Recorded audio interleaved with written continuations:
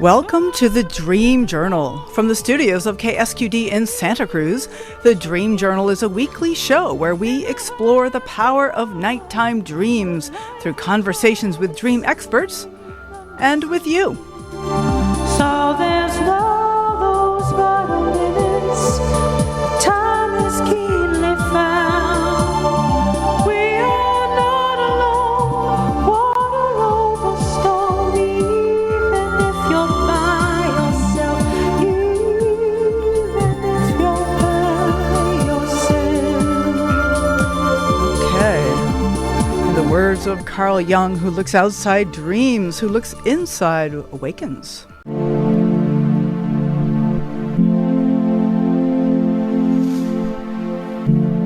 The name of today's music is Quotidian-topia. Take your quotidian life and bring it to a utopia. Something like that, huh? That's it. So do you want a better life? Who doesn't? Our guest today is called the Myth Slayer.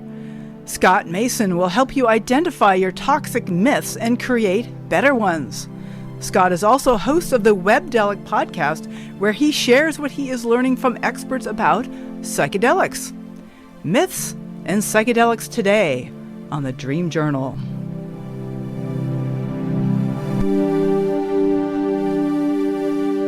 I'm your host, Catherine Bell of Experiential Dreamwork, and welcome to the Dream Journal. The Dream Journal is also a weekly podcast. Please subscribe, rate, and review, but most importantly, tell your friends. That's the main thing, is I'd like to get people talking about dreams. Well, let's start with my personal dream work.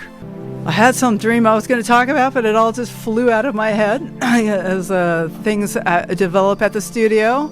And the one that I can remember is one where Rick Kleffel, is my engineer, is standing on the banks of a river, like on a little stage right by the river, and he is speaking. He's in a suit and a tie, which I have never seen. I'm sure it's lovely. And he is giving a speech, but the power keeps going off and on. And sometimes we can hear him, and sometimes we can't. Wouldn't you know, this is a technical issue happening today, the power flashing off and on. But we soldier on. We do what we do here at the Dream Journal. So, welcome to Scott. Good to talk to you. Thank you. It is so good to be here, Catherine, and I am excited to find out what this hour is going to have in store. Excellent. Yeah, we never know. We'll let you know when we find out. Yes, it is always an adventure. It is always a mystery. I think that is one of the things about this show. I like to say it gives me gray hairs, and it also keeps me young. You know, isn't that strange, those things in life? There's something vaguely mystical and mythical about that. Okay, well, we're going to get into myths for sure. Scott Mason is the Myth Slayer. He's a coach and speaker who takes clients and audiences on an epic odyssey, using the universal truths and deeper meanings of Greek mythology to magnetize and monetize professional freedom. After graduating from Columbia Law School, Scott worked for over 20 years as an attorney and C-suite executive with a variety of government and nonprofit organizations before successfully growing and scaling a manufacturing company. He hosts the podcast Webdelics, where he slays myths about psychedelics and helps audiences uncover the truth and find their own version of mental, spiritual, and professional freedom. Well, you got a lot going on, Scott. I'm glad to report that. It would be a lot less exciting in life if I was sitting around twiddling my thumbs and watching my toenails grow. That's it. You know, we want those challenges, and we want success. So I also want to add that Scott Mason's webpage is myfreedomrocks.com, and you can find the webpage, the psychedelic podcast, at webdelics.com. Well, let's start with mythology. Maybe you can tell us a bit about what exactly is mythology, especially on a personal level. What is it about mythology? Thank you, and I'm actually glad you asked that, because it's, believe it or not, quite We're gonna have to a go up and down, controversial when they question. heat People have been trying to figure out exactly what mythology is pretty much as long as it's been in existence. Some people have said it's a literary invention. Some people have said that it is basically a religion. Some people have said it is something that has been made up by priestly classes to control others, so sort of a political mechanism. Now, I know you're asking about it personally, but thinking about what it means culturally, the best definition that I have of it is that it is a group of stories that defines the identity of a collective of people. It's a group of stories that defines the identity of a collective of people. Drilling that down personally, then, mythology is a group of stories that defines the collective characteristics of traits that you, I, and every individual on this planet actually has. Maybe you want to give an example, or what do you say a little more about that? Yeah. So how do, and again, I'll start at the cultural, then drill down into the individual. How do we as Americans, for instance, define ourselves? We define ourselves by things like where we're born, and superficial things like that. But what creates us as a culture? They are the stories that we share that are allegories for the values, beliefs, and systems that we have in place to either living on a day-to-day basis or that we have idealized. So these stories like Abraham Lincoln never telling a lie, are embodiments of values that we as a culture decide that we want our citizens to adhere to. Now, on a personal level, Santa Cruz, as many we voices, choose one station. or as we sometimes don't choose, but sort of as a default mechanism, think and become who and what we aspire to be in our day-to-day lives, we develop mythologies that are fictional or not, about the characteristics that we aspire to and the events in our lives or the avatars that we choose to follow that represent those things. So on a personal level, the mythology is the story that we tell ourselves, or the stories that we tell ourselves about the characteristics that we embody, the history that created us, and most importantly, the future that we hope to live out. Right. Because one of the things that I've certainly noticed in around dreams, and that's something that you're really specialized in, is identifying our personal myth can help us to figure out the places that we're stuck. And so that gives us a chance to move beyond that and maybe create a new myth. I wonder if you have some examples about that, or how do you work with people and find their myth and then help them evolve to a new one? Yeah, thank you for asking that. And I have to say, one of the reasons why I was so particularly excited about being on this show was not only because of what you bring into the room as a host, Catherine, and the subject matter itself, but that there truly is an interplay between what we talk about. You focus on dreams, I focus on myths. The language of myths, the language of dreams, actually overlap significantly. And in fact, as you probably know, a lot of people have argued, in particular in the realm of psychology, that the language of myths really ultimately stems from the language of the subconscious, which is, again, where the realm of dreams as well. Many of the myths that people tell themselves are positive, but many of them are toxic. And those toxic genres of myths correlate to general myths categories that exist in larger scale mythologies. I focus on Greek ones. So an example of how that might play out in one's life. In my life, I'll use myself as an example. I was adopted and then raised in backwoods of Kansas. I was from a working class family. My mom worked in a dog food factory. My dad worked for the Highway Patrol. And people in my station in life, and in that region, just generally didn't achieve a lot. I believed then, therefore, that my destiny was going to be limited by the circumstances of my birth. If you look at Greek mythology or other mythologies across the board, there's a whole genre of myth that's tied to the origin of the pantheon and of the heroes and of the culture that is telling the myths.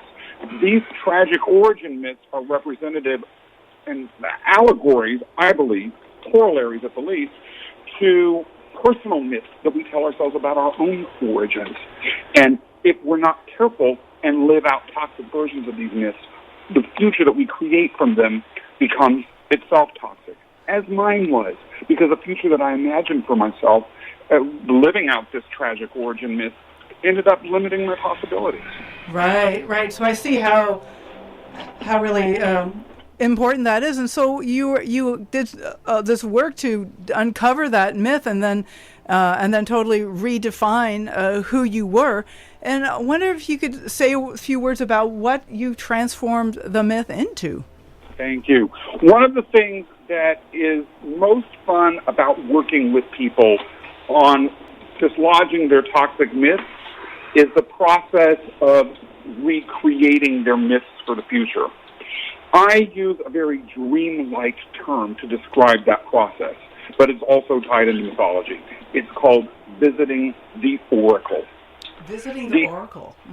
Doesn't that sound like something that you would do in a dream? Absolutely. I like my clients to imagine walking through the mist into some dark cave or some dark temple somewhere and hearing these magical sort of words that kind of don't make sense until you think about them just like the words of dreams. I mean, isn't that kind of what dreams are like with you? It reminds me also of Asclepius and the Dream Temple and that sort of mythical healing, yes.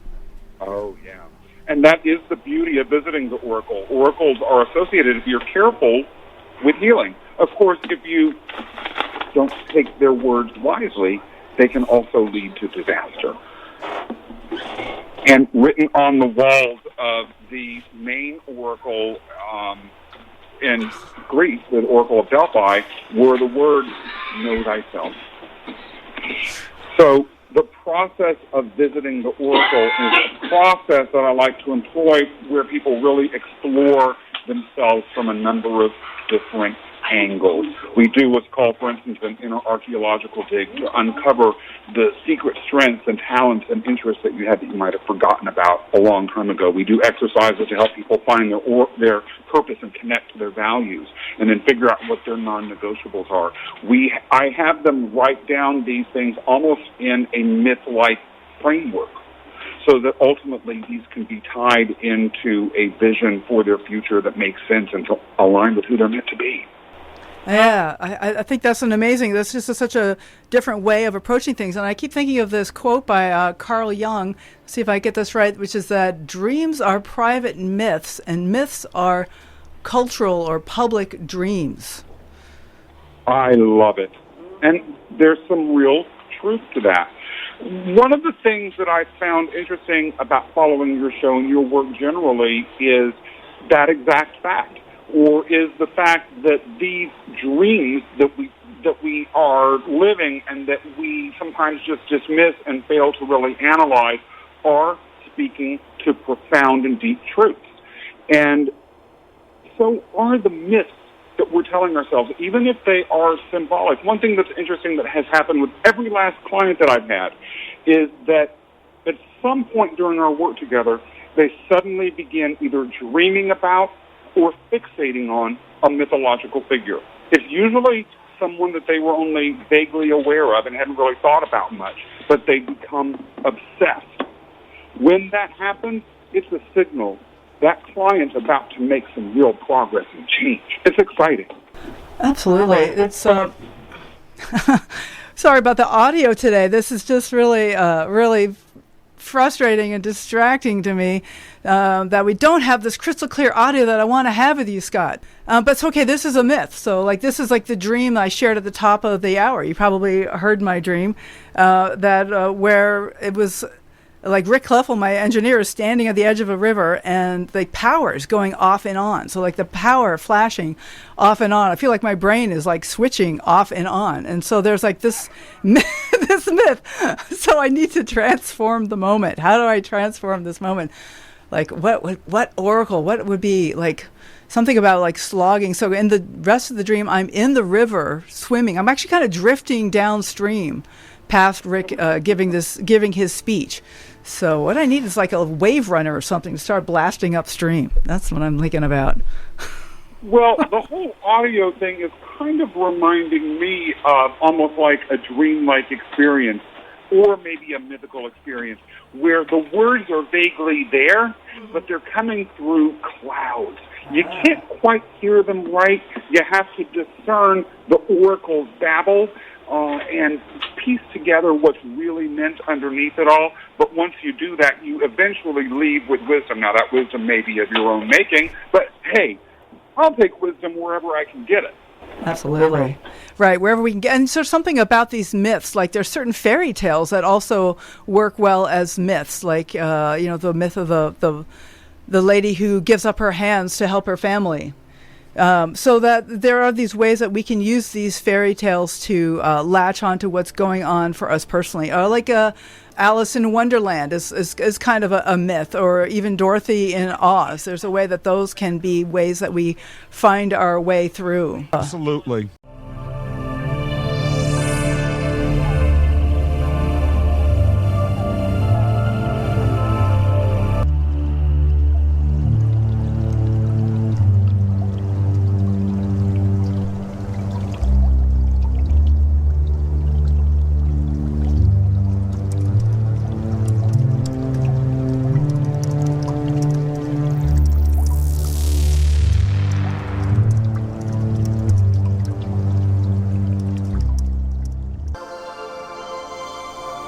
Okay, this is the Dream Journal. We are here with Scott Mason talking about myths. Scott Mason is known as the Myth Slayer, and his webpage is myfreedomrocks.com. Scott, talk to me. It's good to be back. Woohoo! I felt like I went on sort of a mystical journey. We did on a mythical journey. Oh my God. Okay. Woo! All right. Well, at least we got you now. So that's I'll take that as a win.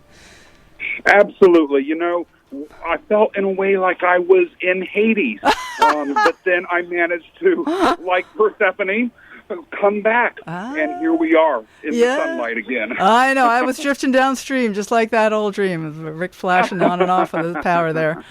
Okay. Yeah. So we were talking about myths and how we get new myths, and you mentioned Persephone, and that is indeed one of my favorite myths. And I wonder, do we want to talk a little bit about that? Absolutely. I think that any time a mythological figure speaks to someone, there's more to it. Yeah. And I am always curious as to what exactly that is about.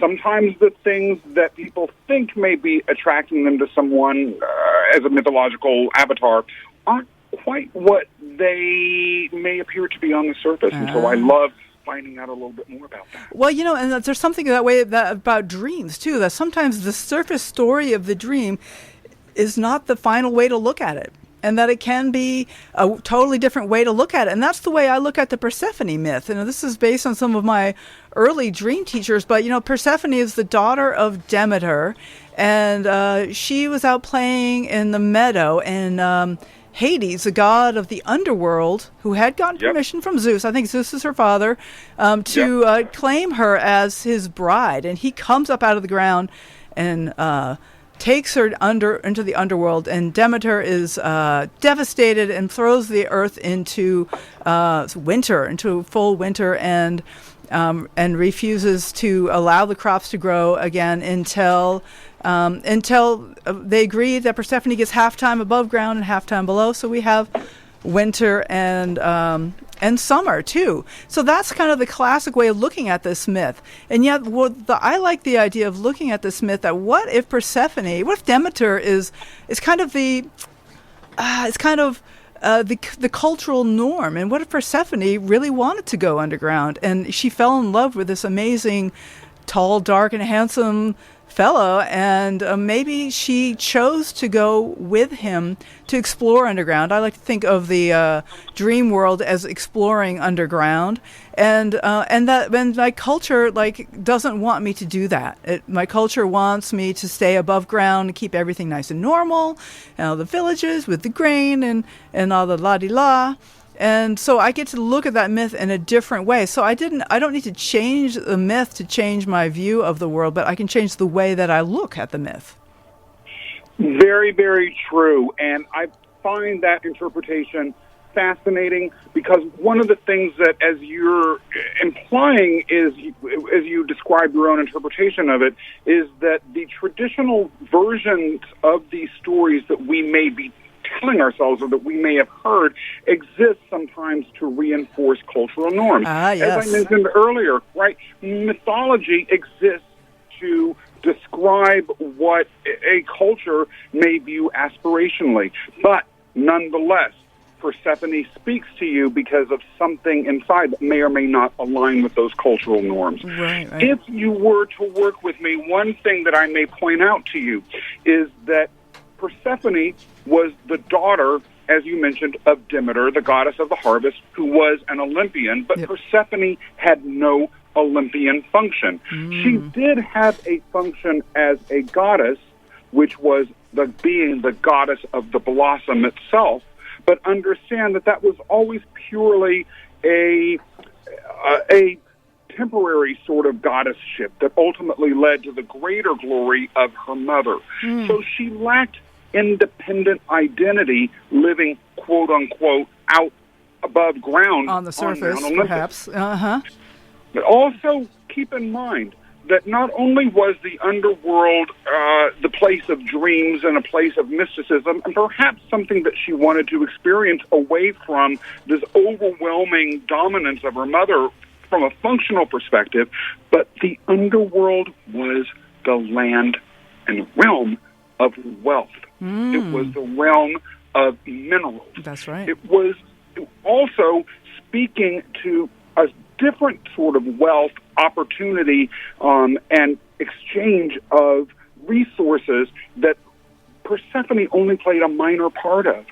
Persephone was known as, when she was down in the underworld, being somewhat stern and cold-hearted, but she was capable of mercy. For instance, when the hero Orpheus lost his wife, he went down to the underworld to play his, basically what was their version of a guitar. It was called a lyre. And the reason why he wanted to play this lyre before the god and goddess of the underworld was to be able to move them to tears so that they would set her free. The story is that Persephone was the one who started to cry first, implying that the feeling that one might have when you are inhabiting the realm of the underworld, the realm of the surreal, the realm of the dream, the realm of the half-remembered, is her responsibility. And perfect. I find it no coincidence then that what you talk about, right, is feeling states within the realm of the dream. Yes. And I get to be a queen underground instead of just being someone's daughter above ground. Hey, Scott. Totally. Scott, we have somebody on the line. We have somebody we both know. Deb is on line 2. Thanks for calling, Deb. Hi. Hi. Hello there, Deb. How are you? Yeah, how you doing, Deb? What can we do for you? What you got? Throw in the pot.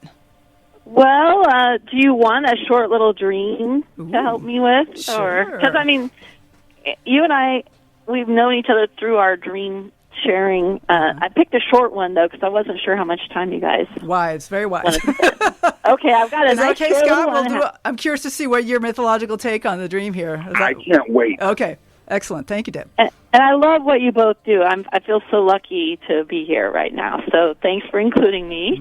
And here's my dream. It's just a couple nights ago, and as you both know, I'm kind of reshaping my vision of my steps forward in my birthing my new career. So here it is.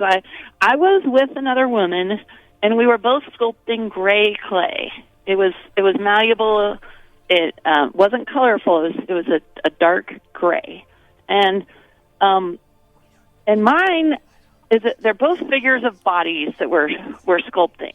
Oh. And my figure, at a certain point, I noticed I've made a very thick, almost bar-like spine on the back of this person. Huh. The figure might have been kind of crouching over, and it's got this raised, almost rectangular bar kind of on its back, on its spine. And in my dream, I go, aha, we're going to collaborate together on a sculpture where the spine reaches all the way to the ground.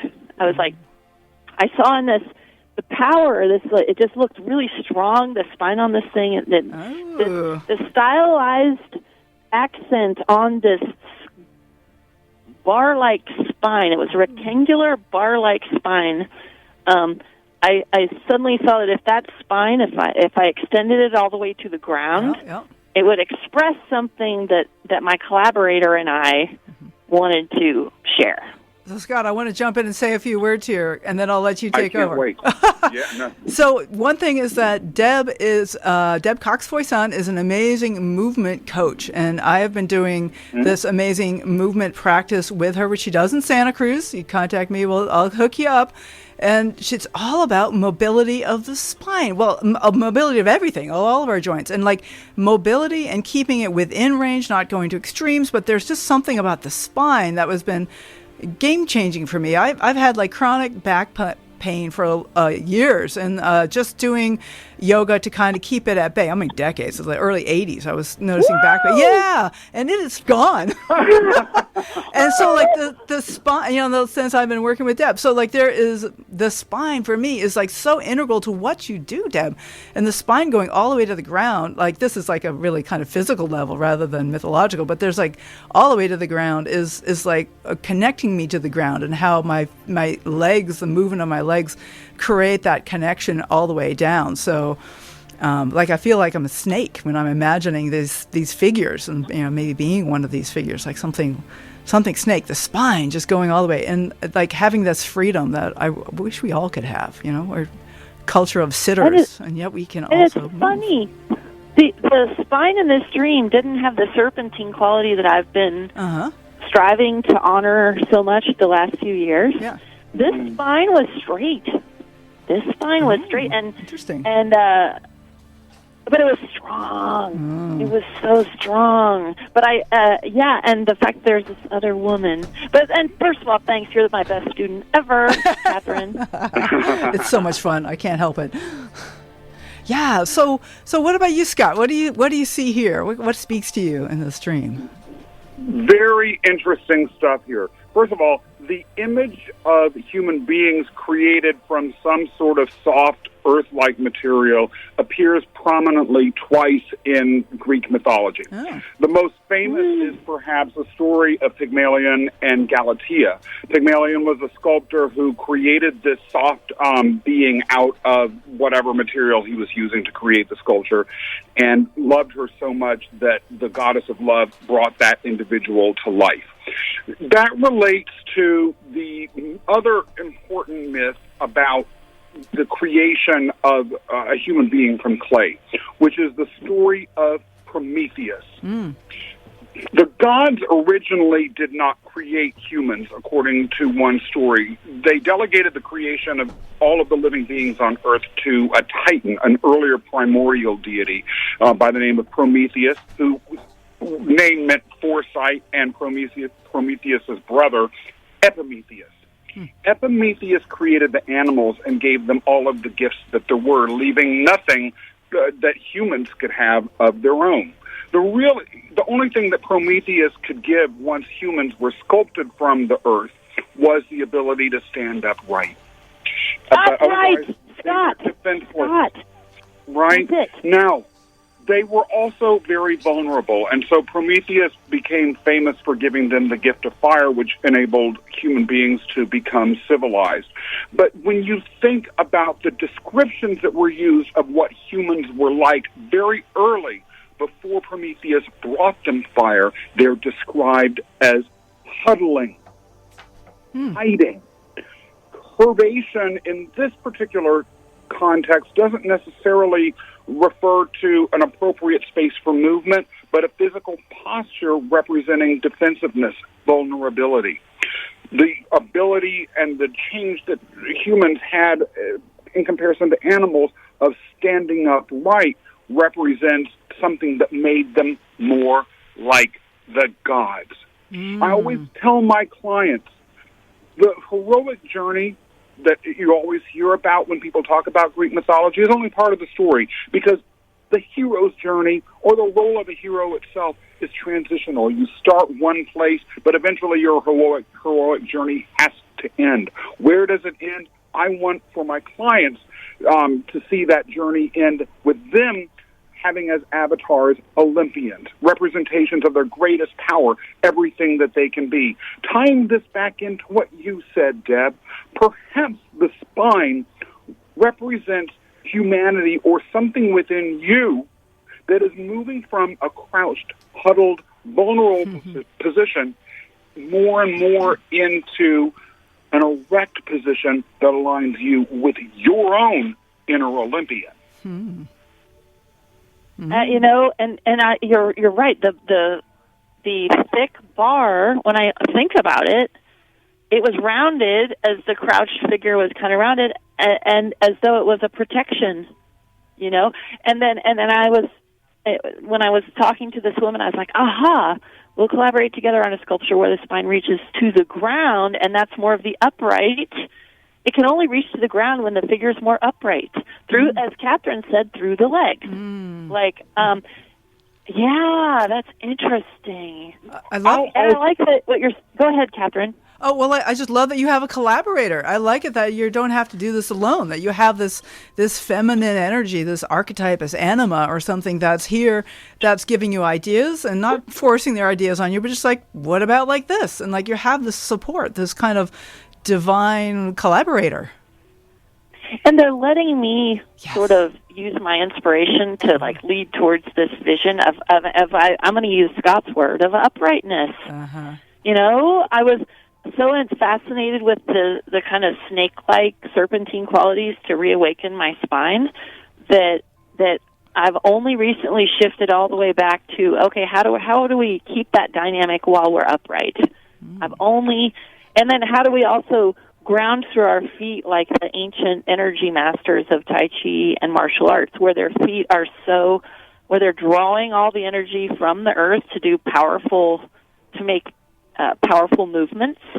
And because I was feeling more like a snake before that was kind of slithering across the surface of the earth, and now I'm thinking of like really planting my whole self and then transmitting in a powerful way that is now. But I think I think the squareness of the bar was probably more like a defensive, protective thing. Because the power is still in the serpentine action. It's still there. But the protection is got to important. reach the ground. I like the protection. It's what? I like protection, too. This protectiveness is like, we don't want to hurt ourselves. Yeah.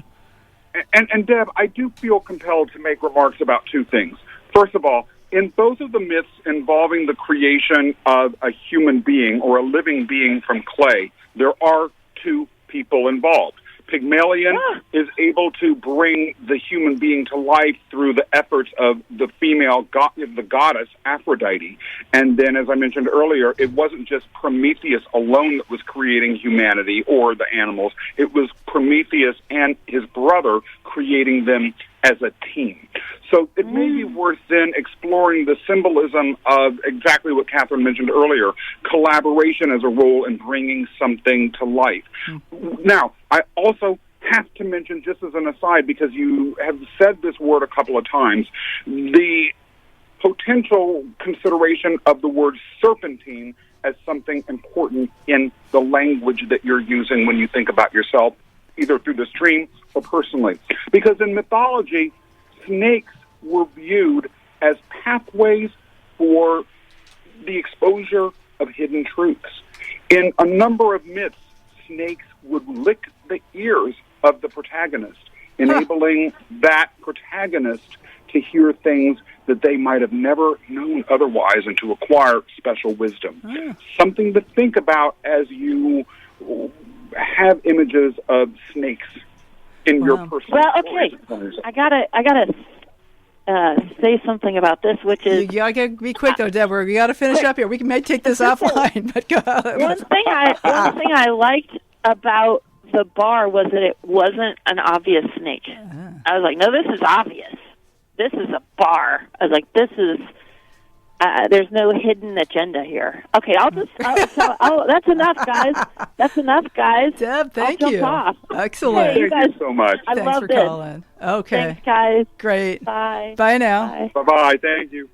So Scott, this is great. So good to chat with you, even amidst all this craziness. You know, we finally got to a place where we could really connect and we could get audio.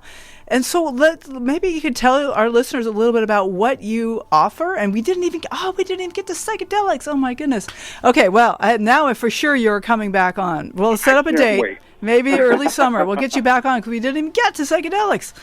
Okay. And there's a lot to say there. There absolutely is. There is so much to say. So why don't you just tell our listeners a little bit about what you have to offer and how they can get in touch with you?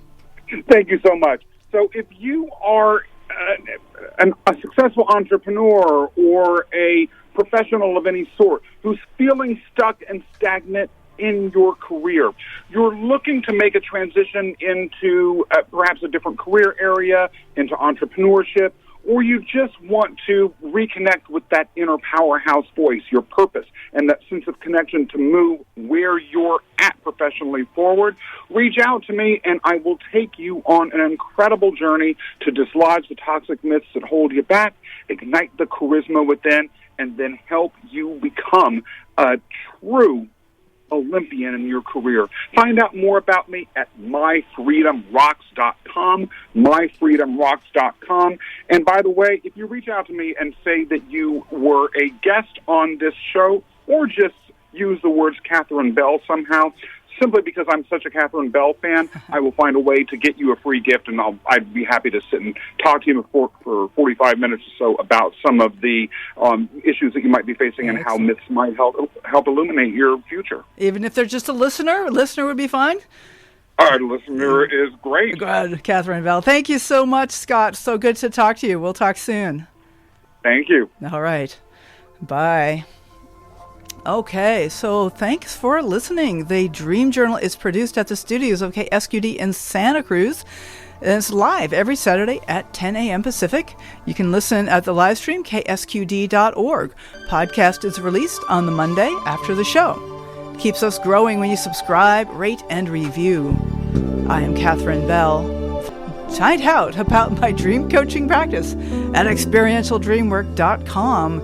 Email me at Catherine@ksqd.org. That's KATHERINE@ksqd.org. You can follow Experiential Dreamwork on Facebook and Instagram to find out about upcoming shows. I'd like to thank Rick Kleffel, engineer, music creator, and Tony Russimano, who did lots of scrambling around today, as well as answering the phones. You can find the ambient music that you're listening to at pandemiad.com. Also would like to thank Eva Milady and, everybody else. Tomorrow morning, when you wake up tomorrow morning, take a minute to write down your dream and bring it to the next Dream Journal. The world knows that so much is wrong.